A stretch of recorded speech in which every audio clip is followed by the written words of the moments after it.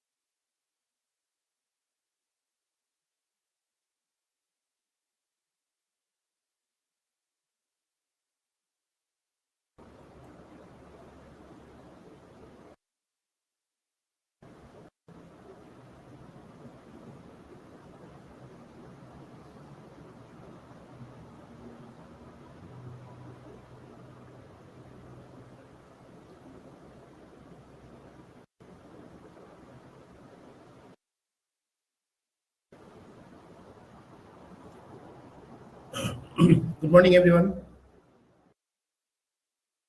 Am I audible? Good morning, sir.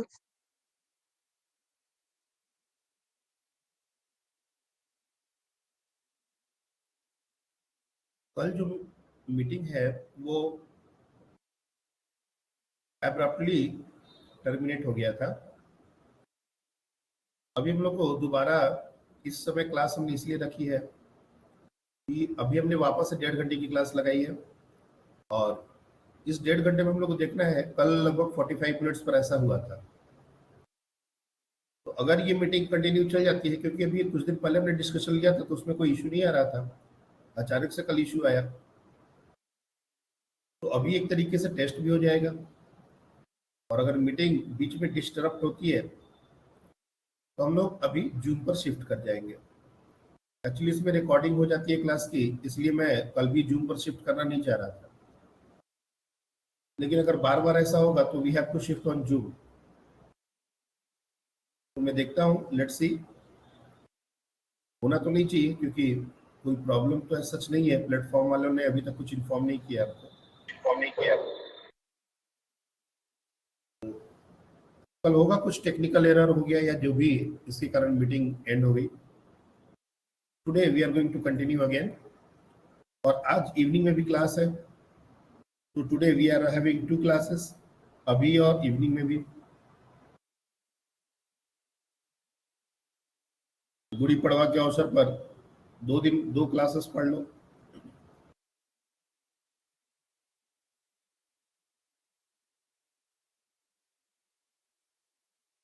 So yesterday I was talking about charge, and more precisely charge at rest.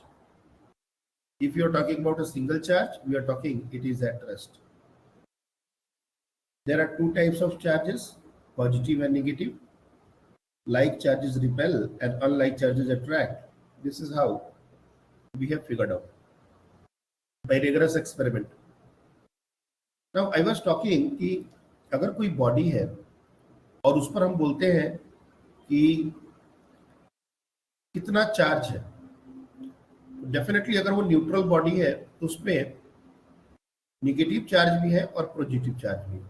बहुत बार question इस तरह से आता है कि लेट्स से सम x ग्राम,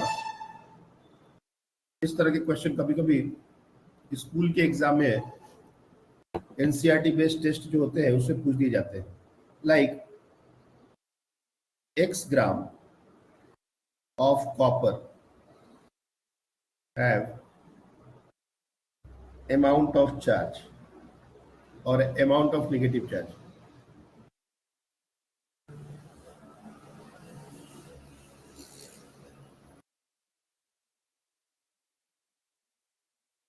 या अमाउंट ऑफ पॉजिटिव चार्ज, इस तरीके से आपसे पूछा जाएगा। तो ये हमारा न्यूट्रल बॉडी है। बावजूद इसके इसके अंदर निगेटिव चार्ज भी और पॉजिटिव चार्ज भी है। Negative charge because of electron, positive charge because of proton, और दोनों को कंबाइंड ले लिया जाए तो नेट चार्ज और एक्सेस चार्ज जीरो हो जाएगा। एक बात और समझने का है कि अगर कोई बॉडी को हम चार्ज कर रहे हैं, विल कम टू दैट कि चार्जिंग कैसे करते हैं, लेकिन सपोज हम किसी भी तरीके से चार्ज कर रहे हैं तो बॉडी पर या तो पॉजिटिव चार्ज आएगा या फिर निगेटिव चार्ज आएगा। लेकिन इसका जो फिनोमेना है वो थोड़ा इंटरेस्टिंग है। जैसे अगर किसी बॉडी पर निगेटिव चार्ज आ रहा है, इसका मतलब उस पर एक्सेस ऑफ इलेक्ट्रॉन है, यानी इलेक्ट्रॉन ज्यादा है। लेकिन अगर किसी बॉडी पर पॉजिटिव चार्ज ज्यादा है, यानी कि पॉजिटिवली चार्ज बॉडी, इसका मतलब ये हुआ कि उसमें इलेक्ट्रॉन की डिफिशियंसी है। इट डजंट मीन कि उसमें प्रोटॉन ज्यादा हो गया। यानी कि सारा जो खेल है वो सिर्फ और सिर्फ इलेक्ट्रॉन का ही है। अगर इलेक्ट्रॉन ज्यादा हो गया तो निगेटिव, और इलेक्ट्रॉन कम हो गया तो पॉजिटिव। एक न्यूट्रल बॉडी में दोनों बराबर होते हैं। जैसे मैंने ये क्वेश्चन लिखा है, x gram of copper have amount of negative charge और अमाउंट ऑफ पॉजिटिव चार्ज। अब इस तरह के क्वेश्चन को कैसे करेंगे?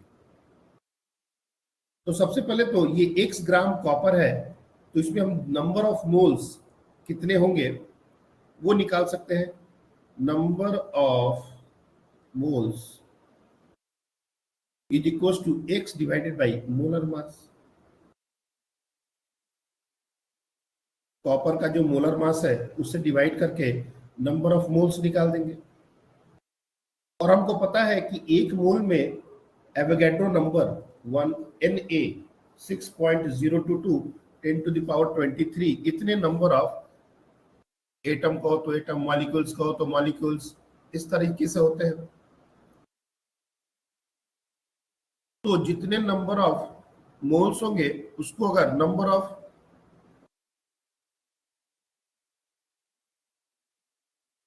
कॉपर मॉलिक्यूल्स, ये कितना हो जाएगा, Na that is the Avogadro number into small n। ये नंबर ऑफ मोल्स को तुम स्मॉल n से डिनोट कर दो। ये सब नोटेशंस भी थोड़ा ध्यान देना है। ये सब तुमने ऑलरेडी मोल कॉन्सेप्ट में किया हुआ है, मैं जस्ट उसको रिकॉल कर रहा हूं। Na is Avogadro number.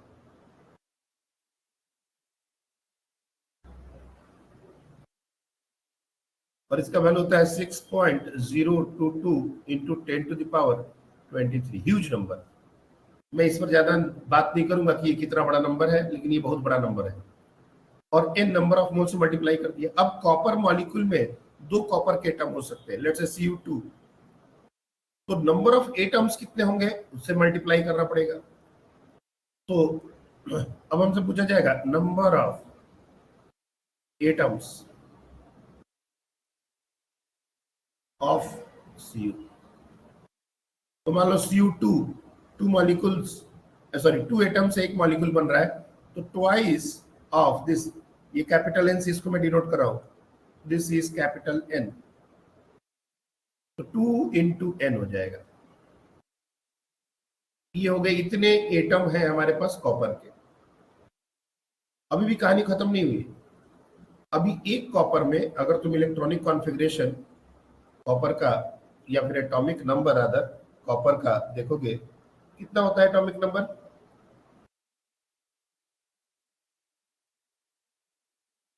Atomic number of copper किसको नहीं याद है? जल्दी बताओ। 19 ना? 29 कितना? 29 29 एक्चुअली, हाँ 29 होगा, 19 तो दूसरे का है ना।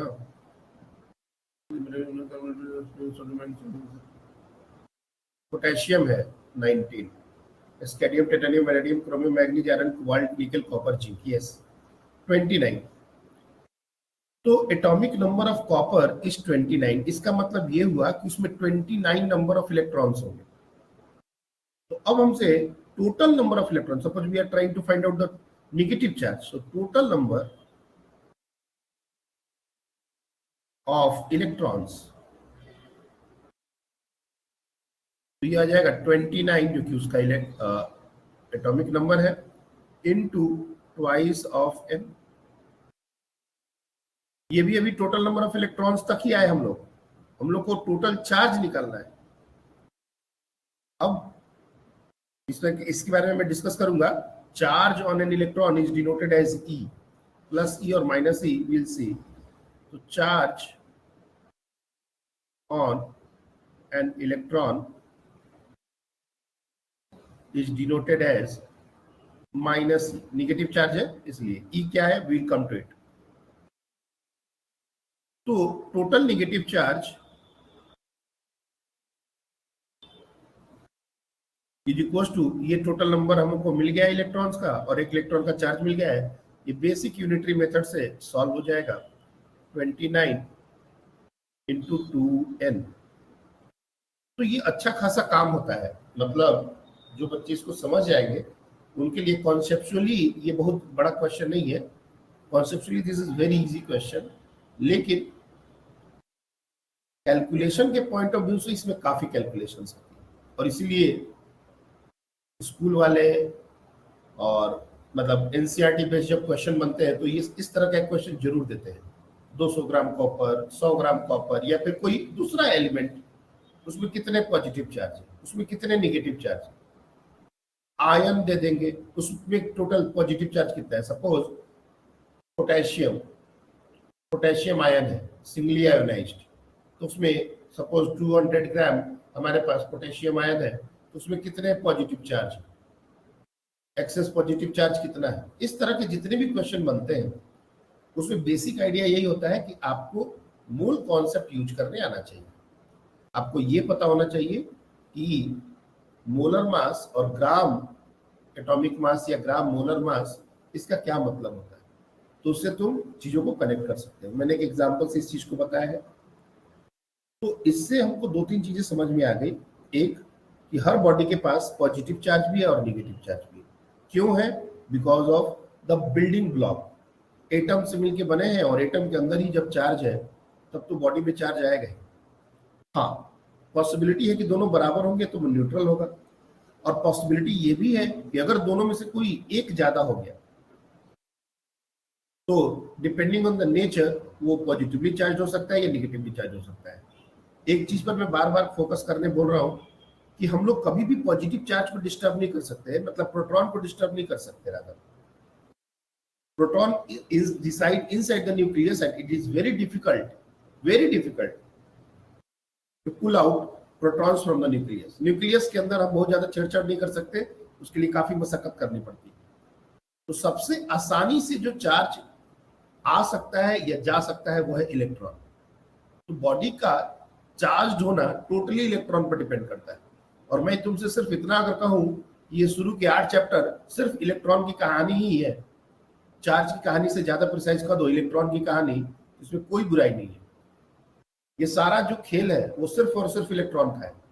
अगर इलेक्ट्रॉन अपने नंबर से ज्यादा हो गए तो निगेटिवली चार्ज, अगर अपने नंबर से कम हो गए तो पॉजिटिवली चार्ज। इस तरह से किसी भी बॉडी पर हम चार्ज देते हैं। अब चार्ज के बारे में हमने इतनी सारी बातें कर ली, तो चार्ज क्या है, चार्ज की यूनिट क्या है, स्केलर क्वांटिटी है, वेक्टर क्वांटिटी है, ये सारी बातें हम लोग प्रॉपर्टीज ऑफ चार्ज के बारे में करने वाले हैं। तो सबसे पहले एक दो जो इंपॉर्टेंट चीजें हैं, जैसे mass of electron, mass of proton and charge of electron and charge of proton, ये सारी चीजें हमको याद होनी चाहिए। आप लोग ने केमिस्ट्री में ये किया होगा नो डाउट, लेकिन फिर से मैं एक बार आपको बता देता हूँ। जैसे मास ऑफ इलेक्ट्रॉन, कौन बताएगा?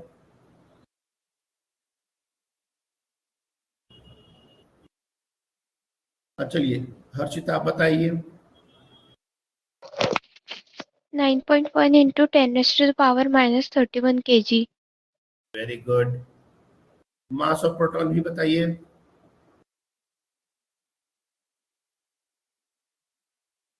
Harshita.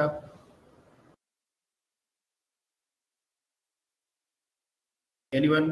Mass of proton?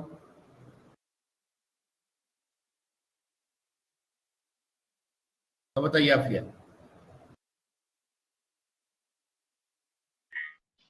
1.672 into 10 की पावर minus 27. गुड। तो ये है, और ये हम लोग को याद होना चाहिए, ठीक है। अभी तक अगर आप लोग को याद नहीं है तो कोई बुराई नहीं है, but you should remember this, okay. और इसी पर ये जो मास ऑफ इलेक्ट्रॉन है, इसी पर अगर हम देखें चार्ज,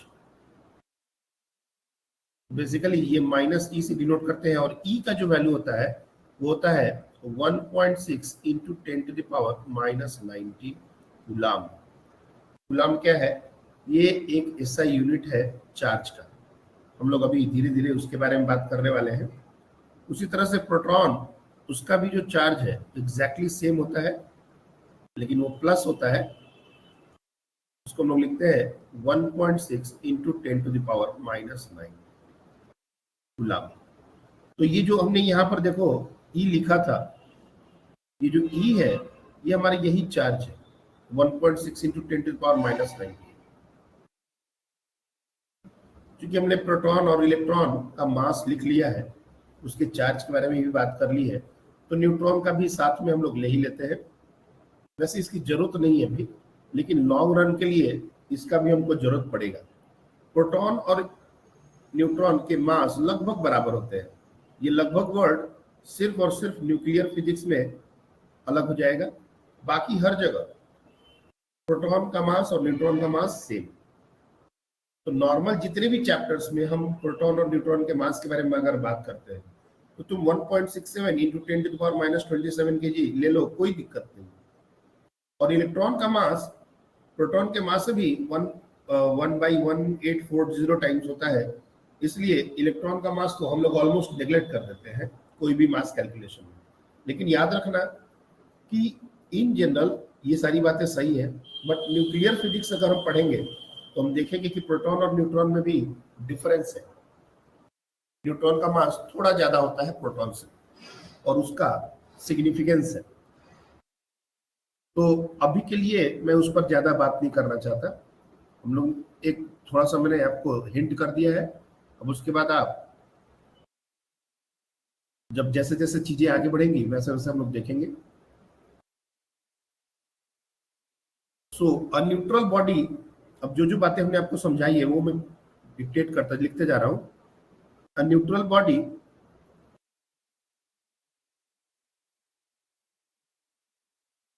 has equal number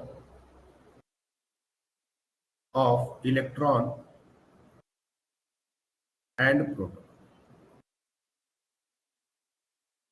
इसी का सेकेंड स्टेटमेंट क्या हो सकता है कि अगर पॉजिटिवली चार्ज बॉडी और negatively charge body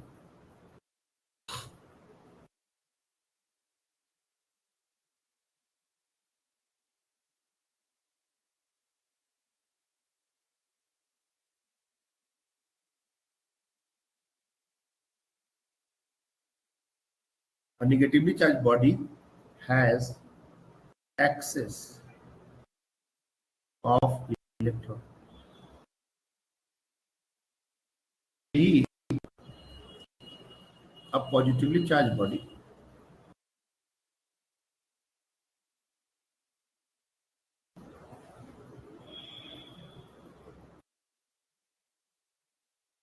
has deficiency of electron। तो सारा खेल इलेक्ट्रॉन का ही है, एक में एक्सेस है एक में डिफिशियंसी है, और इसके बारे में भी हम लोग और बात अभी करने वाले हैं। अब हम लोग प्रॉपर्टीज ऑफ चार्ज पर आ रहे हैं। चार्ज क्या है, इसके यूनिट्स क्या है, और कुछ इंपॉर्टेंट टर्म्स है उसके बारे में बात करेंगे। सो प्रॉपर्टीज ऑफ चार्ज, नेक्स्ट जो हम लोग बात करने वाले हैं that is properties of charge.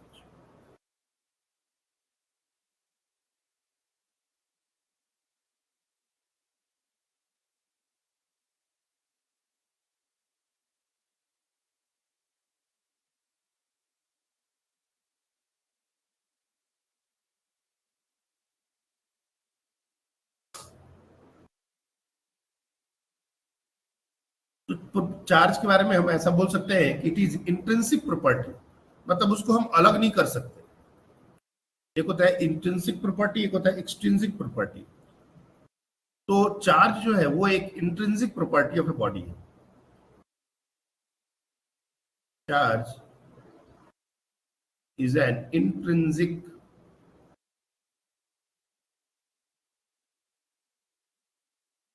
Property of a body. इसको हटाया नहीं जा सकता। जैसे मास, जस्ट लाइक मास, यहां पर लिख लो just like mass, like mass. तो जैसे हम बॉडी में से मास को नहीं हटा सकते, उसी तरह से बॉडी में से चार्ज को भी नहीं हटा सकते। ये बिल्डिंग ब्लॉक है, कैसे हटाएंगे? और दूसरा जो बहुत ही इंपॉर्टेंट बात है वो है एवरी चार्ज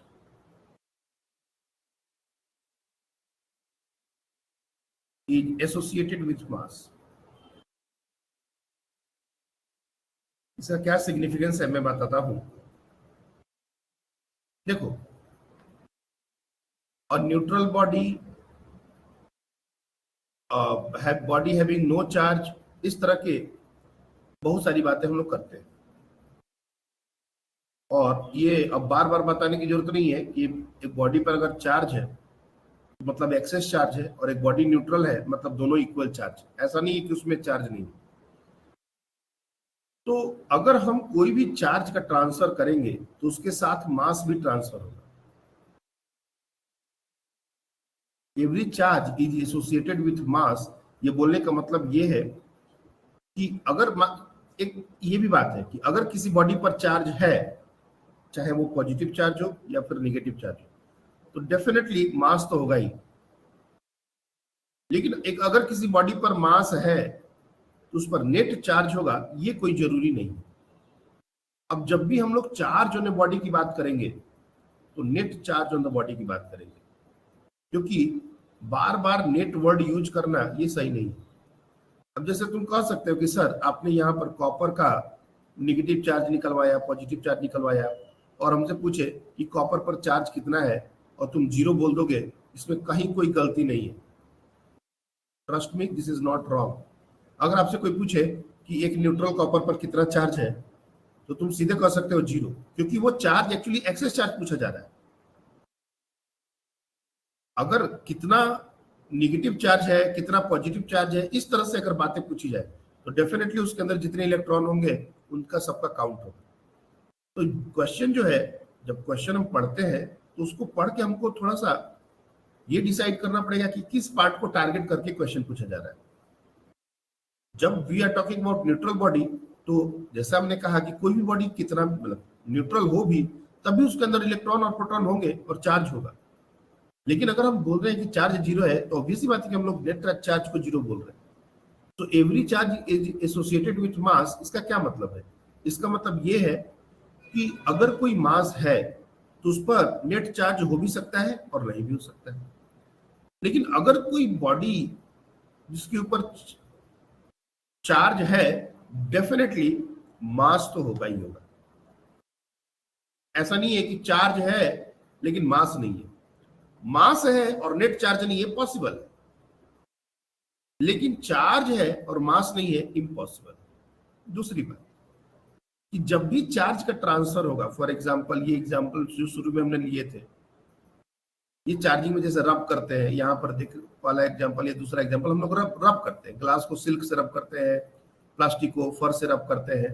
तो इस रबिंग प्रोसेस में क्या होता है कि एक बॉडी से इलेक्ट्रॉन दूसरे बॉडी पर चिटकते हैं, जाते हैं। तो जब भी किसी इलेक्ट्रॉन का ट्रांसफर होगा तो इलेक्ट्रॉन ऐसे ही नहीं जाएगा, अपने साथ कुछ मास भी लेके जाएगा।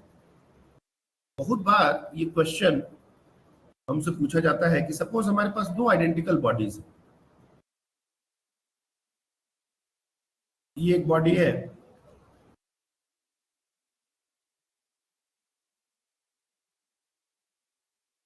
और ये एक बॉडी है, और हमने दोनों को आपस में रब किया, और रब करने के बाद ये पॉजिटिवली चार्ज हो गया,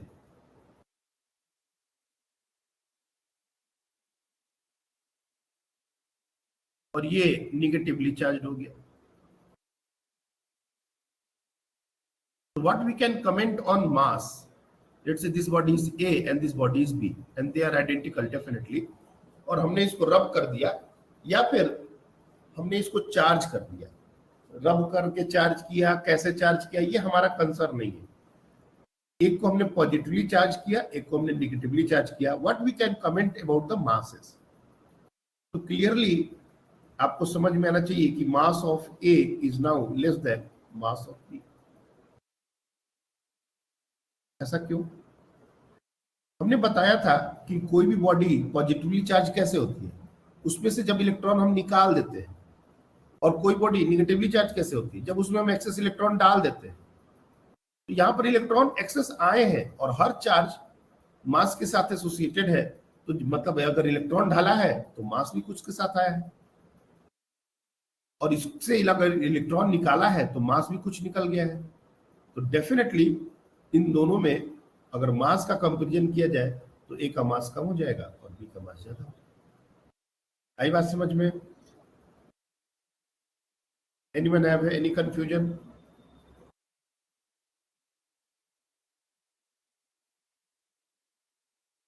क्लियर है?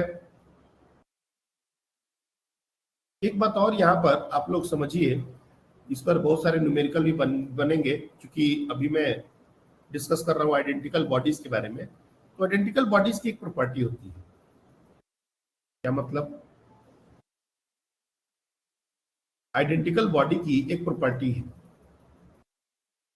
मान लो ये दो आइडेंटिकल बॉडीज हमने ले लिया, ठीक है। एक पर इनिशियली हमारा चार्ज है लेट से -3q, निगेटिवली चार्ज बॉडी है, -3q चार्ज है, और एक पर चार्ज है 5q, ये पॉजिटिवली चार्ज बॉडी है। प्लस चूंकि लिखना नहीं पड़ता मैं लिख दे रहा हूं, दोनों आइडेंटिकल बॉडीज है और दोनों को हमने एक बार कांटेक्ट में लेके आए। अब ये कांटेक्ट में लेके आने का क्या तरीका होता है, इस पर मैं बहुत ज्यादा बात नहीं करूंगा। हो सकता है कि तुम इसको डायरेक्टली इस तरह से कनेक्ट कर दो किसी भी वायर से, कंडक्टर से, या फिर फिजिकली एक दूसरे को टच करा दो, that totally up to you. तो क्या होगा उसके बाद, what will happen after that? मान लेते हैं कि एक पर -3q चार्ज है, एक पर +5q चार्ज है, और जब हमने दोनों को टच कर दिया तो अब जो नया, और फिर टच करके अलग कर दिया, ऑब्वियस बात है, टच करके हम लोग दोनों को अलग कर देते हैं। स्विच को, ये स्विच एक तरीके से कहो तो ये स्विच है, स्विच को पहले हमने क्लोज कर दिया और फिर इसको ओपन कर दिया। So what will happen to the charge on the two bodies? कौन बताएगा?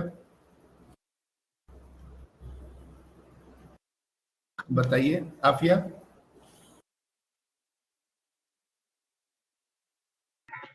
सर पहले हम नेट चार्ज कैलकुलेट करेंगे और वो होगा 2q, और वो फिर कांटेक्ट में लाने के बाद वो इक्वली डिस्ट्रीब्यूट हो जाएगा, मतलब हर एक बॉडी पर q चार्ज आएगा। Okay, very good very good. तो देखो ये दोनों आइडेंटिकल है और इसके कारण सिमेट्री का एडवांटेज मिलेगा। टोटल चार्ज जितना होगा उसका आधा एक बॉडी पर और दूसरा आधा दूसरी बॉडी पर। दैट मीन्स कि अगर हम जब स्विच को क्लोज कर देंगे तो, और उसको अलग करेंगे, तो we can say the total charge is -3q + 5q, that is 2q। Half करेंगे तो एक पर इंडिविजुअली चार्ज हो जाएगा q एंड, और दोनों कायदे से पॉजिटिवली चार्ज बॉडी बन जाएंगे, क्योंकि प्लस चार्ज ज्यादा है इसलिए पॉजिटिवली चार्ज बॉडी बन जाएगी। ये कॉन्सेप्ट हमेशा याद रखना, और ये तभी बात ट्रू है जब ये दोनों आइडेंटिकल है। अब कहोगे सर अगर आइडेंटिकल नहीं रहा तब क्या होगा? आइडेंटिकल नहीं होने पर हजारों पॉसिबिलिटीज है, और उसके बारे में हम लोग आगे बात करने वाले हैं। बहुत सारी बातें मैं यहाँ पर सिर्फ और सिर्फ एज ए स्टेटमेंट दे दूंगा, लेकिन उसका जो एक्सप्लेनेशन है वो बाद में आएगा। इसलिए कुछ चीजें हमको अभी समझ लेनी है, और बाद में जब वो एक्सप्लेनेशन डिटेल में आएगा तब वो अच्छे से और क्लियर होगा कि ऐसा हुआ क्यों। तो आइडेंटिकल बॉडीज में चार्ज इक्वली डिस्ट्रीब्यूटेड होते हैं। मैं यहां पर स्टेटमेंट भी लिख दे रहा हूं, in identical bodies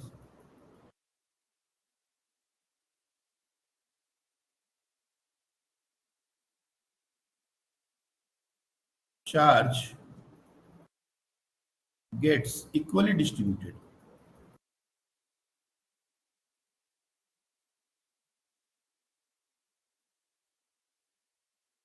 on each body, and which will equal to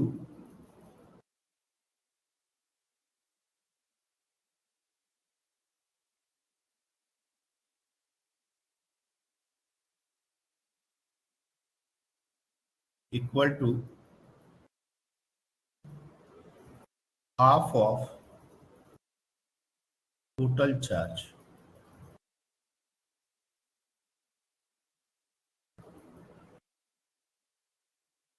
unit of charge क्या है? नेक्स्ट प्रॉपर्टी में हम लोग बात करने वाले हैं यूनिट ऑफ चार्ज।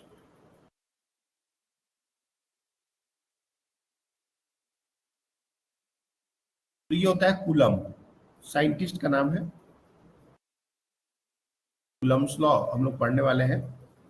इसको कैपिटल सी से डिनोट करते हैं, मिली कूलम, नैनो कूलम, ऐसे भी हमारे यूनिट्स हो सकते हैं, लेकिन ऐसा यूनिट हमारा कूलम है।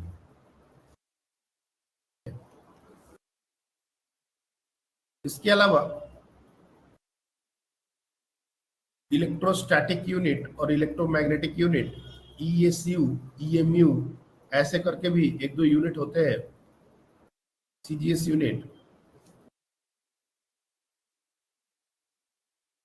CGS यूनिट, हमारा होता है ESU। एक्चुअली इसको पढ़ते हैं इलेक्ट्रोस्टैटिक यूनिट।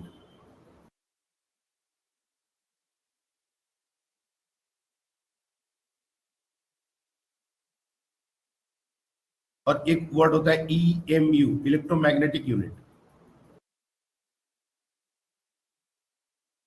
दोनों सेम ही नाम है, दोनों में डिफरेंस नहीं है। And 1 ESU is equal to how much coulomb, इसका एक कन्वर्जन फैक्टर है 3 × 10⁹ आई गेस। एक बार इसको चेक कर लेना बच्चे। हाँ बताइए सर, आपने उल्टा बोला। हाँ, 1 कूलम। अब सही है ना? हाँ sir. 1 coulomb is equal to, obviously ESU जो है वो छोटा यूनिट होता है और coulomb is a bigger unit. तो ये हम लोग को कन्वर्जन फैक्टर याद होना चाहिए। कुछ पुरानी बुक्स अगर देखोगे तो उसमें क्वेश्चंस अभी भी EMU इस तरह के क्वेश्चन दिए रहते हैं, तो वहां पर आपको कन्वर्जन फैक्टर की जरूरत पड़ सकती है। ठीक है, तो हमारा चार्ज का जो यूनिट है SI यूनिट, वो कूलम भी है। नेक्स्ट जो प्रॉपर्टी है कि every charge is associated, quantization of charge, एक बहुत ही इंपॉर्टेंट टर्म हम लोग समझने वाले हैं, क्वांटाइजेशन ऑफ चार्ज।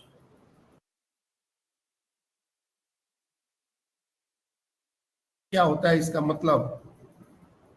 इसको सबसे पहले थोड़ा एनालॉजी से समझते हैं, फिर उसके बाद रियल पिक्चर पर आएंगे।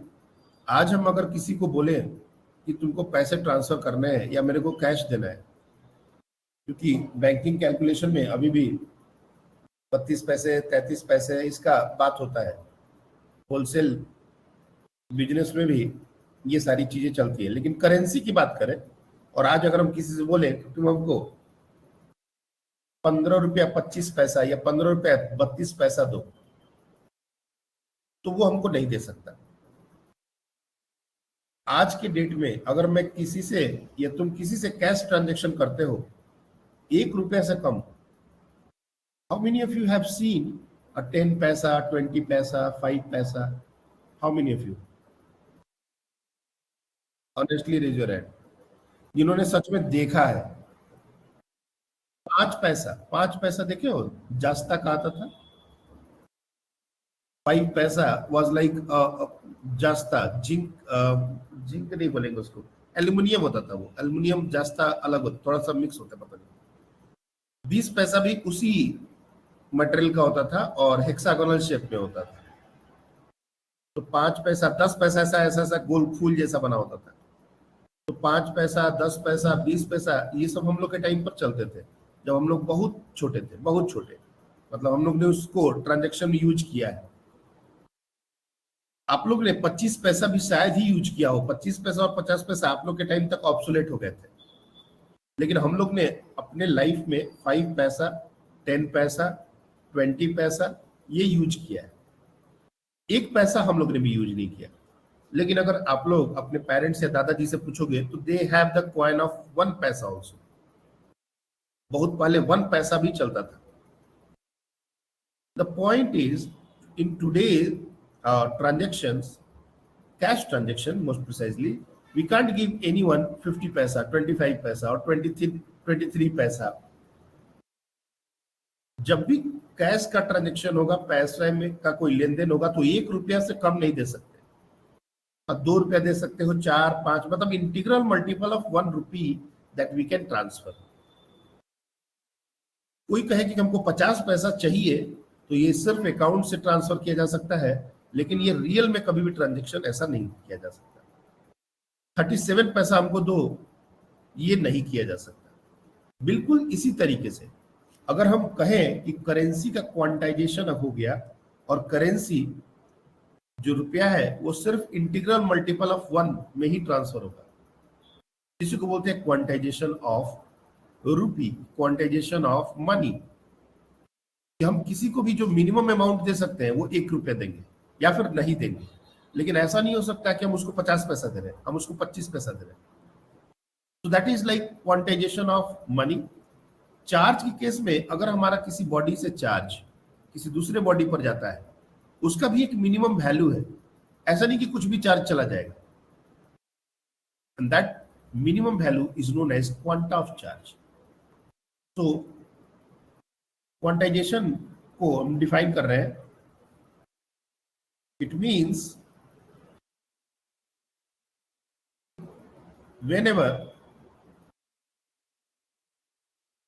there is a transfer of charge takes place,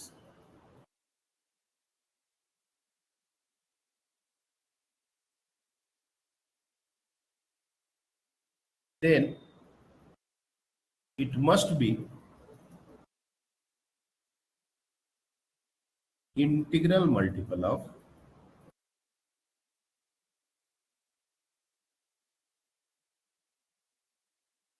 E. And what is E? E is the minimum charge that can be transferred from one body to another.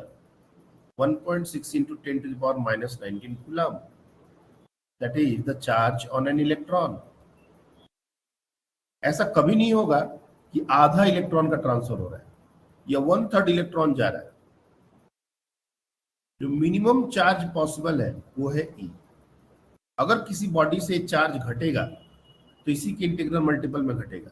अगर किसी बॉडी पर एक्सेस चार्ज आएगा तो इसी का integral multiple पर वो लाई करेगा होगा। बहुत बार ये जो क्वांटाइजेशन है और इसी को E को बोलते हैं quanta of charge. This E is known as quanta of charge.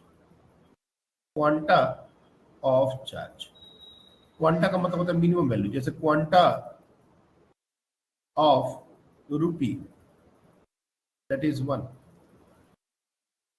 पहले ये 25 पैसा हो सकता था, उससे पहले जाओगे तो 5 पैसा, उससे पहले जाओगे तो 1 पैसा, लेकिन अब ये 1 रुपी हो चुका है। और देखना विथ टाइम, जैसे आज से 20 साल 25 साल के बाद ये फिर 1 रुपी के कॉइन भी लगभग ऑब्सोलेट हो जाएंगे। अब सिर्फ 5 या 10, मोस्टली 10-20 रुपीज के कॉइन का ही मतलब बनेगा। 1 रुपी भी धीरे धीरे ऑब्सोलेट हो जाएगा कैश ट्रांजेक्शन में।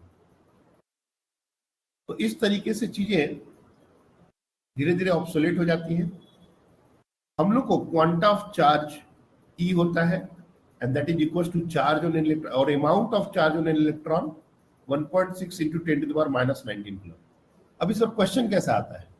तो सर बहुत बार क्वेश्चन इस तरह के आएंगे कि एक बंदा जो है वो क्लेम कर रहा है कि उसके पास कुछ क्यू अमाउंट ऑफ चार्ज है। अभी क्यू क्या है ये क्वेश्चन में गिवन रहेगा। या फिर एक बंदा ऐसा वो क्वेश्चन हो सकता है कि a man is claiming that he has positive charge whether he is lying true or false। अगर वो क्यू चार्ज बोल रहा है कि हमारे पास है, तो वो सही बोल रहे हैं या झूठ बोल रहा है, या which of the following can be a charge on a body, और हमको ABCD 4 ऑप्शन दिए गए हैं। तो इस तरह के क्वेश्चन के लिए अपने को क्या करना है, Q is equal to NE, ये कॉन्सेप्ट यूज करना है। यानी कि अगर वो चार्ज होगा तो इंटीग्रल मल्टीपल ऑफ E होना चाहिए, और हम क्या करेंगे, यूजिंग दिस कॉन्सेप्ट n का वैल्यू कैलकुलेट करेंगे, Q डिवाइड बाई E। अगर ये वैल्यू एक इंटीजर आता है तब तो बिल्कुल कोई डाउट नहीं है कि ये बिल्कुल सही बोल रहा है, ऐसा चार्ज हो सकता है। लेकिन तुम देखोगे कभी कभी क्या होगा कि n जो है वो फ्रैक्शन आ जाएगा। If n is a fraction,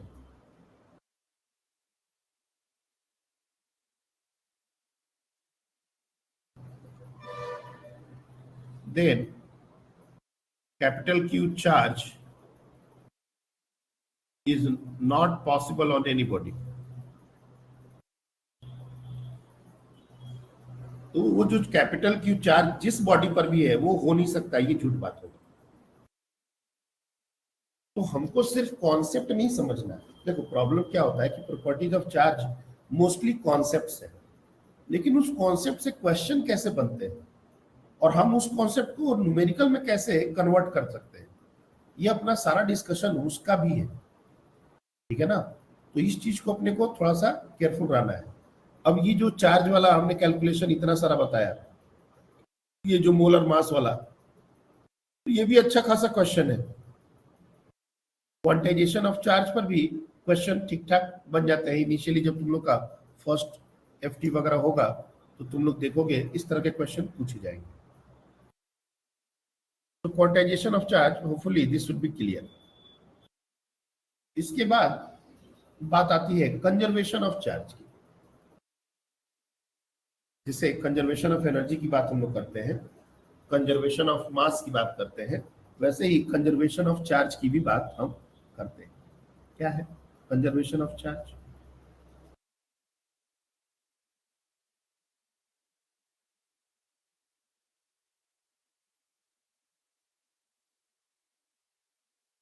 देखो कंजर्वेशन ऑफ चार्ज का जो सिग्निफिकेंस है वो तभी आता है जब दो बॉडीज को कांटेक्ट में हम लाते हैं।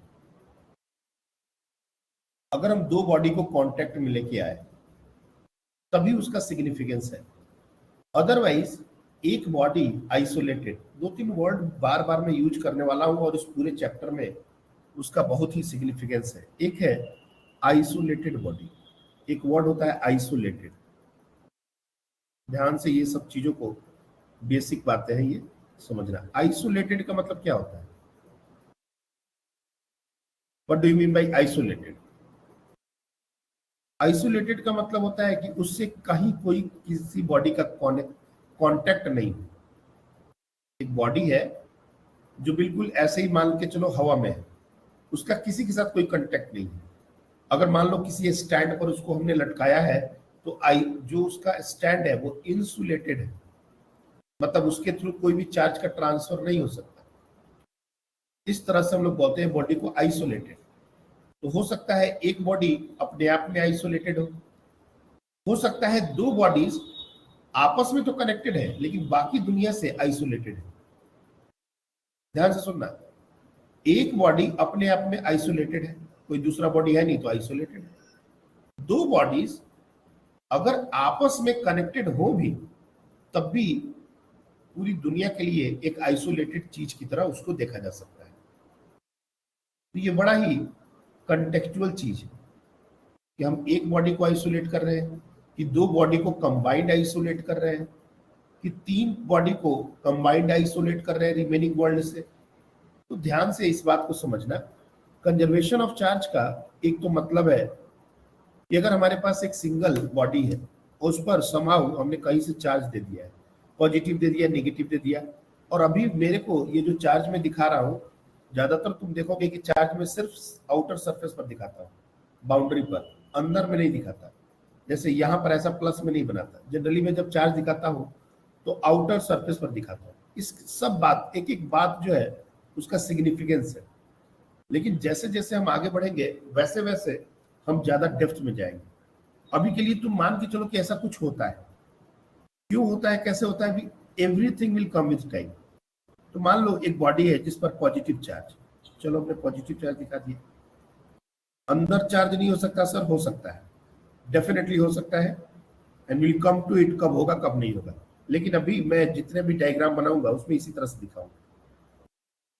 तो ये बॉडी का जो टोटल चार्ज, अगर मैंने माना कि टोटल चार्ज है कैपिटल क्यू, और हमने कोई भी आसपास दूसरी बॉडी को नहीं रखा है, तो ये मान के चलना चाहिए कि this charge remains constant till infinity. Infinite time के बाद भी अगर हम इस पर टोटल चार्ज और नेट चार्ज की बात करें तो ये क्यू ही होगा। चार्ज अपने आप से गायब नहीं होगा और अपने आप से ज्यादा चार्ज क्रिएट भी नहीं होगा। That is the first thing. अगर हम दो बॉडीज के कंटेक्स्ट में बात करें तो ये थोड़ा ज्यादा सेंस मेक करता है। ऑब्वियसली बात है, तुम कहोगे कि सर एक बॉडी है और उसको हमने चार्ज दिया तो कहाँ जाएगा, उसको जाने का जगह क्या है? बिल्कुल सही बात है, कहाँ जाएगा? अपने आप मरेगा भी नहीं और अपने आप कहीं जाएगा भी नहीं, तो उसका charge remains constant. Charge remains constant, इसका मेन सिग्निफिकेंस ये है कि चार्ज रिमेन्स कांस्टेंट, और इसी को बोलते हैं कंजर्व।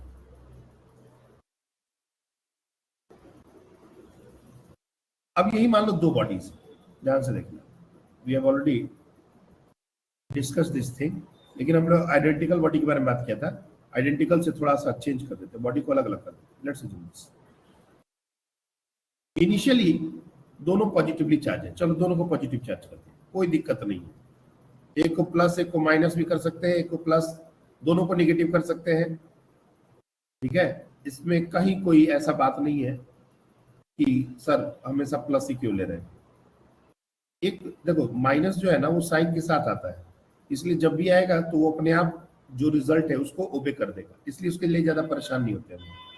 मान लो इनिशियली हमने कहा कि इस पर Q1 चार्ज है और इस पर हमने चार्ज है Q, और फिर समहाउ हमने इसको कनेक्ट किया, फिजिकली टच कर दिया, किसी कंडक्टर से कनेक्ट कर दिया, और इस स्विच को एक बार क्लोज करके और फिर ओपन कर दिया, और तब हमसे पूछा गया कि अब चार्ज कितना हो।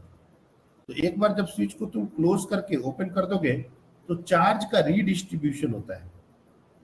मतलब when we close the switch,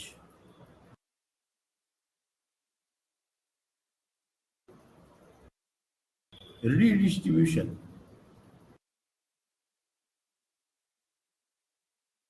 of charge takes place। इन दोनों के बीच में चार्ज का रीडिस्ट्रीब्यूशन होगा। हो सकता है कि छोटे वाले बॉडी से बड़े वाले बॉडी में चार्ज जाए, हो सकता है बड़े वाले बॉडी से छोटे वाले बॉडी में जाए, और ऐसा भी हो सकता है कि चार्ज का मूवमेंट ही ना हो, Q1 ही रह जाए, Q2 रह जाए। तीनों पॉसिबिलिटीज है। कभी भी जो हम बोले उसका एक्स्ट्रा मीनिंग मत निकाल देना। बच्चों का क्लास 12 में कॉन्सेप्ट जितना सिखाया जाता है उससे ज्यादा उनके मिसकंसेप्शन हो जाते हैं। अपने आप से वो कुछ चीजें एज्यूम कर लेते हैं। जैसे यहाँ पर बच्चा क्या एज्यूम कर लेता है कि ये बड़ा बॉडी है तो इसी से चार्ज छोटे बॉडी में जाएगा। कभी कभी ऐसा, मतलब मैंने वैल्यू तो नहीं दिया, लेकिन ऐसा भी सिचुएशन बन सकता है कि चार्ज एक बॉडी पर कम है, दूसरे पर ज्यादा है, लेकिन फिर भी चार्ज छोटे वाले बॉडी से बड़े वाले बॉडी पर जा रहा है। ऐसा हो सकता है।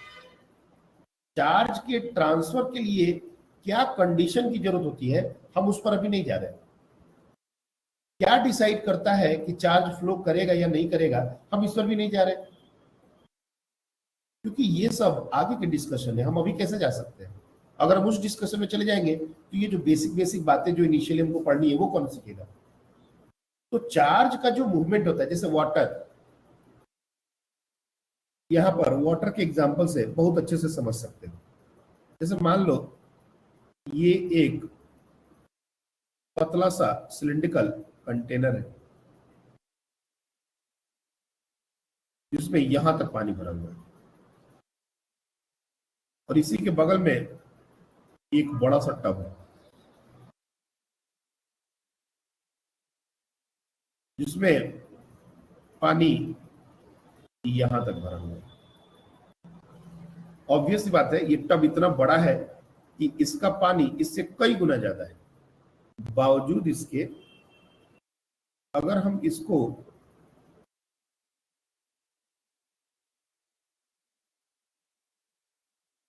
एक पाइप से कनेक्ट कर दें, suppose we are join this two container with a pipe,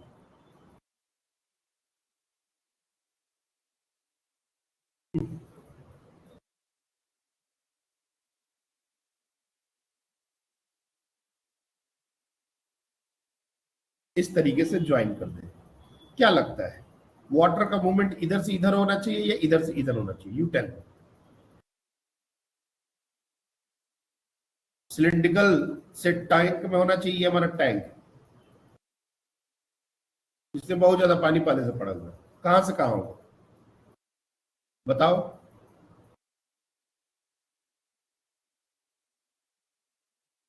A to B और B to A.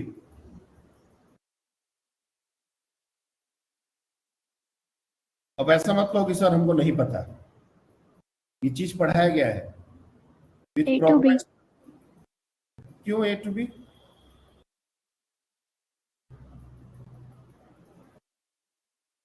I am not saying this answer is wrong, I just want an explanation for it. हाँ भैया बताइए। So high potential to low potential. क्या?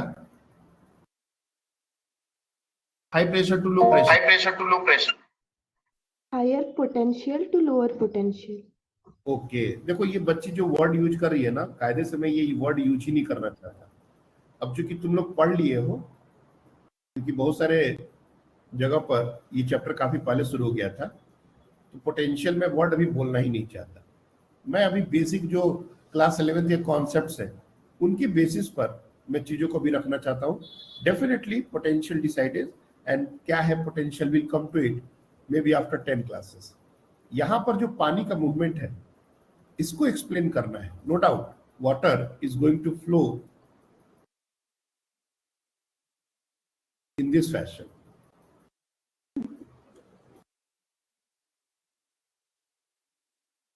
Sorry, water is going to flow in this fashion. A से B में जाएगा। क्यों? बहुत simple है, यहां पर जो पानी का प्रेशर है और यहां पर जो पानी का प्रेशर है, तुम डायरेक्टली बोल सकते हो कि यहां पर पानी का प्रेशर ज्यादा है, ये हाइट ज्यादा है, तो पानी का प्रेशर ज्यादा होने से यहां से पानी ऑब्वियसली इसमें जाएगा, इसमें टैंक का लेवल ऊपर उठेगा, ये पानी का लेवल नीचे आएगा। जबकि पानी ज्यादा टैंक में है, इसमें नहीं है। तो ये बोल देना कि जिसके पास जो चीज ज्यादा है हमेशा उधर ही से ट्रांसफर होता है, ये गलत वर्ड है, गलत स्टेटमेंट है। हमारे दिमाग में ये बात पता नहीं कहां से घर कर जाती है कभी कभी, कि एक बॉडी जिस पर ज्यादा चार्ज है और एक बॉडी जिस पर कम चार्ज है, तो हमेशा जिस पर ज्यादा चार्ज है उससे चार्ज का ट्रांसफर जिस पर कम चार्ज है उसकी तरफ होगा। ये रॉन्ग स्टेटमेंट है, मैं बार बार इसको बता रहा हूं। Never make this kind of statement. और ये सब ट्रू फॉल्स एसर्शन रीजनिंग ये सब बहुत बार पूछे जाने वाले क्वेश्चंस हैं, तो एकदम से दिमाग में बैठा लो कि ये बात एकदम हम कभी भी नहीं कर बोलेंगे कि ज्यादा चार्ज इसलिए छोटे वाले बॉडी पर या कम चार्ज वाले बॉडी पर चार्ज आ रहा है। जैसे यहां पर पानी के मूवमेंट के लिए प्रेशर डिफरेंस मैटर करता है, उसी तरह से बॉडीज में चार्ज का ट्रांसफर के लिए पोटेंशियल डिफरेंस मैटर करता है। नाउ अब पोटेंशियल क्या है sir? I am not going to discuss at all कि पोटेंशियल क्या है। जिस दिन समय आएगा उस दिन हम लोग देखेंगे पोटेंशियल क्या है, बट अभी के लिए बस इतना समझो कि that quantity going to decide कि चार्ज का फ्लो किधर से किधर होगा। अब मैं इससे आगे बात को कंटिन्यू करता हूं कि मान लीजिए चार्ज का फ्लो हुआ और चार्ज का फ्लो कुछ इस तरीके से हुआ। जस्ट एक एजम्पशन है, हमको भी नहीं पता किधर से किधर होगा, डायमेंशन, शेप, चार्ज, बहुत सारी चीजों पर डिपेंड होगा। और अब चार्ज का जब ट्रांसफर हो गया स्विच क्लोज करने के बाद, तो अब जो चार्ज है वो Q1 डैश है और Q2 डैश है। एक जनरल केस की तरह मैं इसको देख रहा हूं। According to this conservation of charge, what this says this says कि इनिशियली जो टोटल चार्ज था, that means Q1 plus Q2 जो इनिशियली हमारा था, स्विच क्लोज करने के बाद जो भी चार्ज का ट्रांसफर हुआ Q1 dash plus Q2 dash, इनका सम बराबर होगा। अब इसमें इंडिविजुअली क्या कर सकते हैं कमेंट कि Q1 और Q1 डैश में कौन बड़ा होगा या Q2 और Q2 डैश में कौन बड़ा होगा, इस पर कोई कमेंट हम नहीं कर सकते, अभी के लिए तो बिल्कुल भी नहीं कर सकते। Depending on the situation Q1 dash से बड़ा भी हो सकता है और छोटा भी हो सकता है, एंड वाइस वर्सा, दूसरा के लिए भी यही बात है, एक बढ़ेगा दूसरा घटना पड़ेगा। तो टोटल सम बराबर होना चाहिए, this is what the conservation of charge means. और यहाँ पर दो बॉडीज को कांटेक्ट किया है, हो सकता है एक तीसरी बॉडी भी आ जाए, तो तीनों को कंबाइंड कर दिया जाए तो ये कंडीशन सेटिस्फाई कर जाएगा। मान लो एक बॉडी है कुछ इस तरीके से,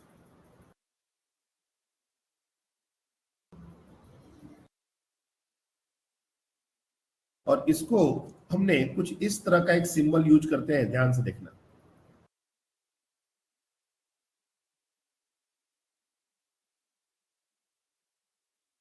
इस तरह का एक सिंबल यूज किया, इसको बोलते हैं earthing. This is called earthing. और एक बात अर्थ के लिए बहुत ही इंपॉर्टेंट, जितना जल्दी तुम इस बात को दिमाग में बैठा लो, अर्थ एक्ट्स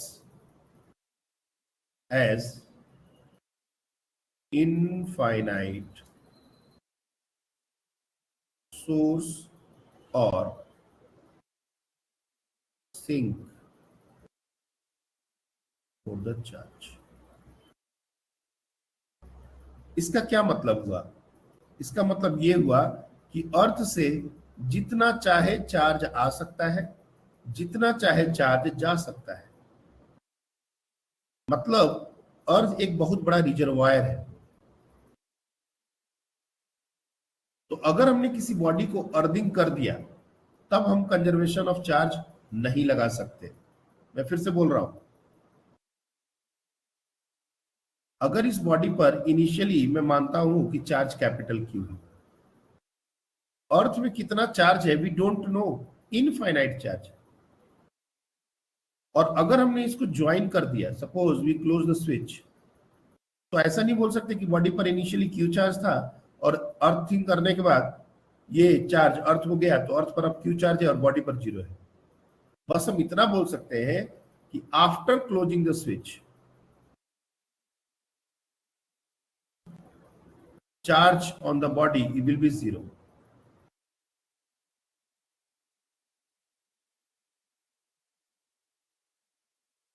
ये सारा चार्ज अर्थ में चला जाएगा।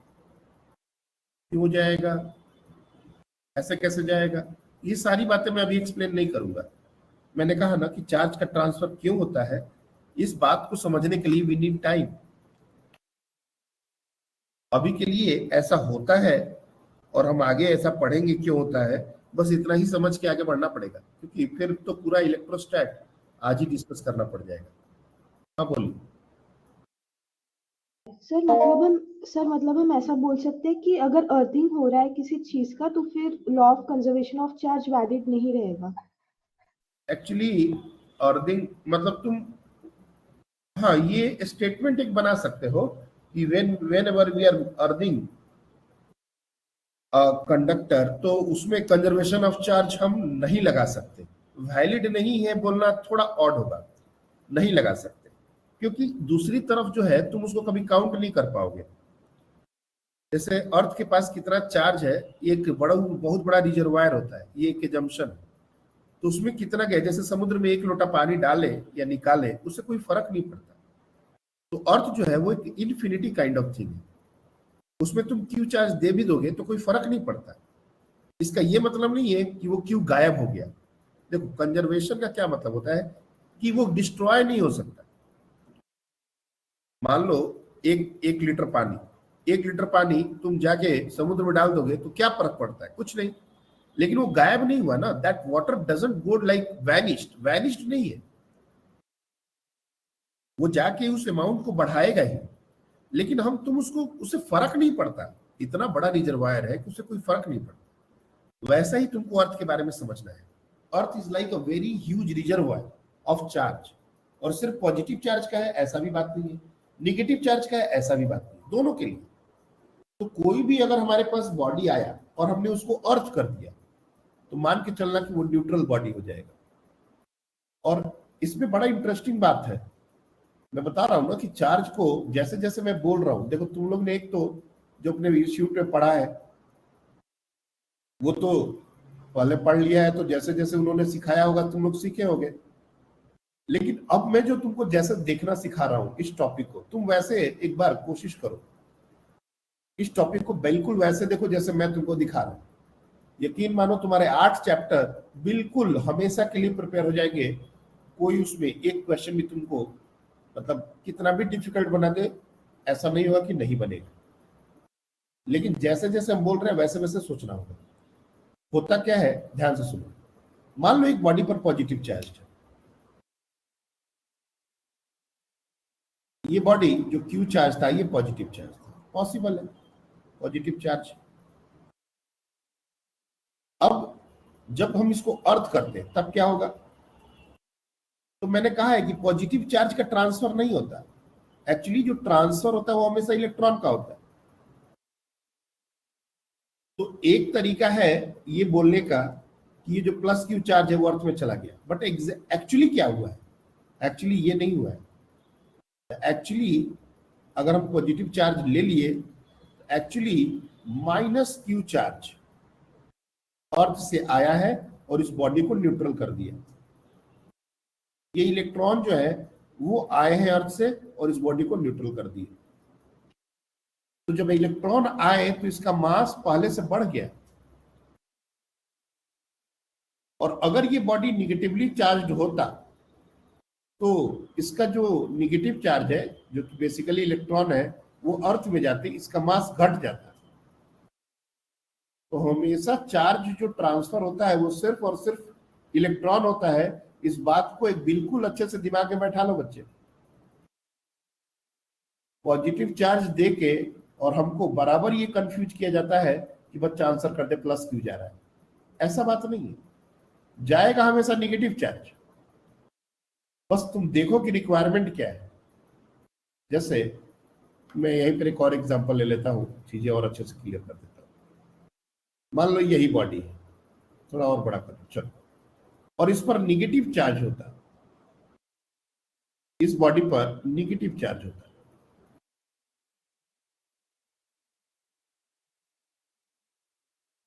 माइनस क्यू निगेटिव चार्ज होता है। और तब हम इसको अर्थ कर दे, तब क्या होता है, जो स्टेटमेंट हमने बताया है वही होगा और कुछ नहीं होगा। बॉडी पर चार्ज 0 होगा। अगर हम स्विच को क्लोज करेंगे तो बॉडी यहाँ पर क्या लिखा है, after closing charge on the body will be 0। तो ये स्टेटमेंट यहां भी वैलिड है, लेकिन इस बार माइनस क्यू चार्ज अर्थ में गया है, मतलब इलेक्ट्रॉन अर्थ में गया है, यानी कि बॉडी का मास कम होगा। After closing the switch the mass will reduce, इसमें मास बढ़ जाएगा। कभी भी ऐसा मत समझना कि प्लस क्यू अर्थ से आके सर इसको न्यूट्रल कर दे रहा है। बोलचाल की भाषा में इसको बोला जा सकता है there is no harm in it, but actually क्या हो रहा है अगर तुमसे कोई पूछे तो this is actually happening. Am I clear to everyone? क्या ये बात सबको समझ में आ रही है? Yes sir. तो क्वांटाइजेशन ऑफ चार्ज और कंजर्वेशन ऑफ चार्ज, ये दो कॉन्सेप्ट्स आपके बहुत अच्छे से काम आने वाले हैं आगे के डिस्कशन में। एक और कॉन्सेप्ट है जिसको हम लोग बोलते हैं इनवेरिएंस ऑफ चार्ज, और इस पर भी क्वेश्चन बनता है इनवेरिएंस। अभी देखो क्लास हमारा लगभग 1 घंटा 10 मिनट को है होने को है, डिस्टर्ब नहीं हुआ, मतलब कल कुछ टेक्निकल प्रॉब्लम हो गया था, वैसे कोई प्रॉब्लम है नहीं। तो इनवेरिएंस ऑफ चार्ज,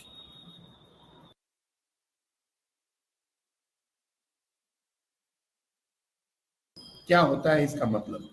तो सबसे पहले वेरिएंस वर्ड क्या है? और उसके बाद हम इनवेरियंस समझेंगे। वेरिएंस,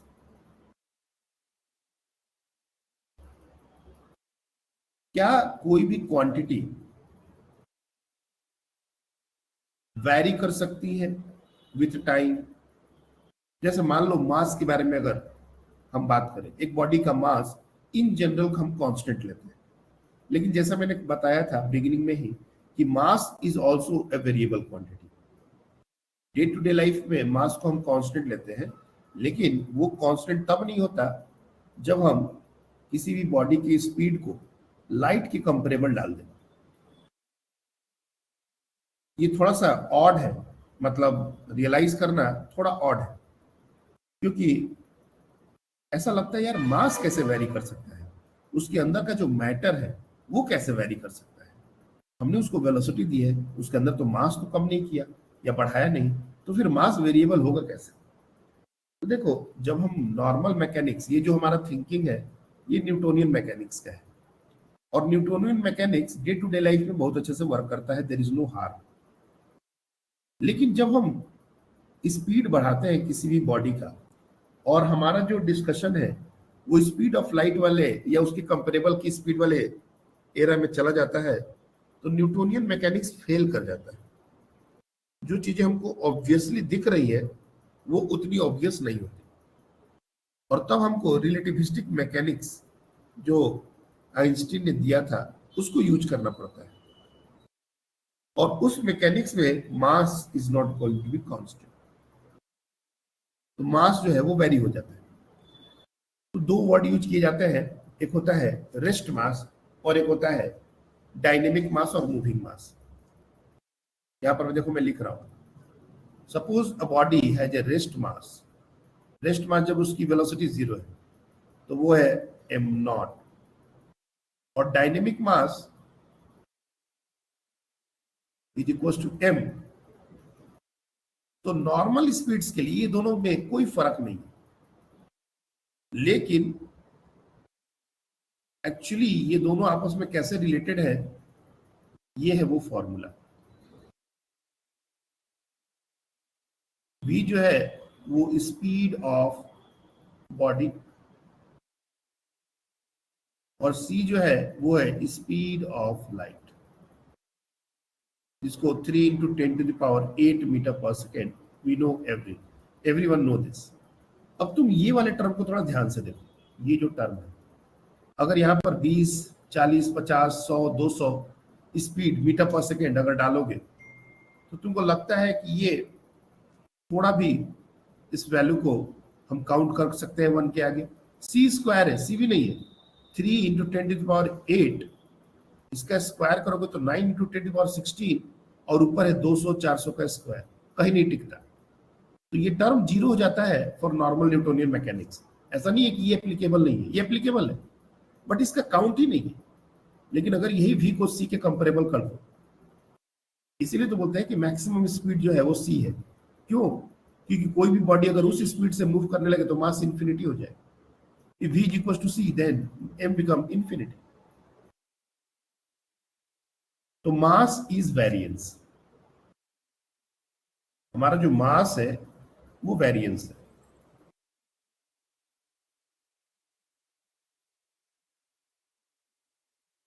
अगर हम स्पीड को चेंज करेंगे, बढ़ाएंगे, घटाएंगे, तो मास चेंज होता है। लेकिन क्या चार्ज भी चेंज होता है? तो चार्ज इज इनवेरिएंस।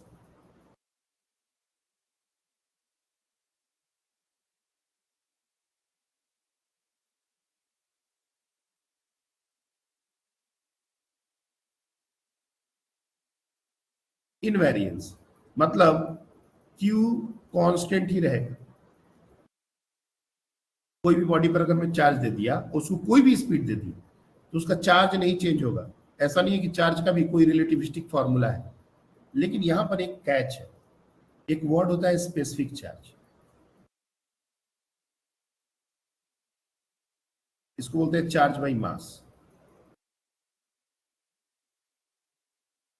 जनरली इसको डिनोट करते हैं अल्फा से। स्पेसिफिक चार्ज का जो स्टैंडर्ड नोटेशन है वो है अल्फा। अब हम लोग बताते हैं कि चार्ज इनवेरिएंस है, लेकिन क्वेश्चन आता है स्पेसिफिक चार्ज से। और बच्चा इसको भी इनवेरियंस बोल देता है, जो कि गलत है। कैसे?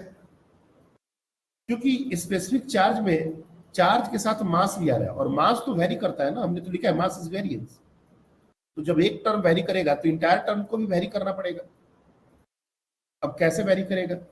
मतलब इफ v इंक्रीजेस तो क्या होगा? This implies v square upon c square increases. This implies 1 minus v square by c square decreases, and this implies m increases. तो क्लियरली तुम देख सकते हो कि अगर v बढ़ेगा तो मास बढ़ेगा। बीच के टर्म को अगर तुम इग्नोर भी करो, और अगर मास बढ़ेगा तो व्हाट अबाउट स्पेसिफिक चार्ज? क्योंकि स्पेसिफिक चार्ज जो है वो q by m है। Specific charge is q by m, तो अल्फा डिक्रीजेस। और दूसरा स्टेटमेंट यहीं पर मैं बना देता हूं कंक्लूड करके, अगर v decreases this implies m decreases and this implies alpha increases. तो स्पेसिफिक चार्ज जो है वो आपका चेंज वेलोसिटी के साथ कैसा चेंज होता है, ये हमने आपको कनेक्ट कर दिया। तो ये चीज आप ध्यान में रखिए। अभी हम लोग डिस्कशन यही तक रखते हैं, क्योंकि हम लोग का रात में भी क्लास है। एक दिन में बहुत ज्यादा कंटेंट देना सही भी नहीं है। एक बार तुम लोग यहां तक चीजों को देख लो। रात में अपना 9 to 10:30 क्लास होगा, और उसमें हम लोग इससे आगे का बात करने वाले हैं। आज का डिस्कशन काफी बेसिक है।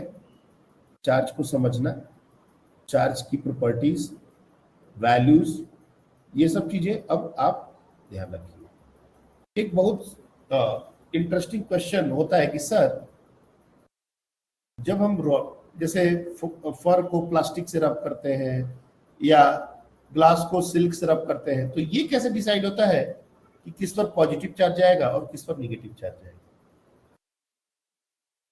ये बड़ा इंटरेस्टिंग सवाल होता है। अगर हम बॉडी को रब किए तो चार्ज का ट्रांसफर होगा, लेकिन निगेटिव कौन सा होगा और पॉजिटिव कौन सा होगा? तो देखो, ये भी जो क्वेश्चन है उसका बहुत सिंपल आंसर हमको केमिस्ट्री से मिल सकता है। इलेक्ट्रॉन एफिनिटी बोल के एक टर्म होता है। किसी बॉडी से इलेक्ट्रॉन को आसान हटाना कितना आसान है, इसको बोलते हैं इलेक्ट्रॉन एफिनिटी। अब दो बॉडीज में अगर एक बॉडी की इलेक्ट्रॉन एफिनिटी कम है तो उससे इलेक्ट्रॉन चले जाएंगे,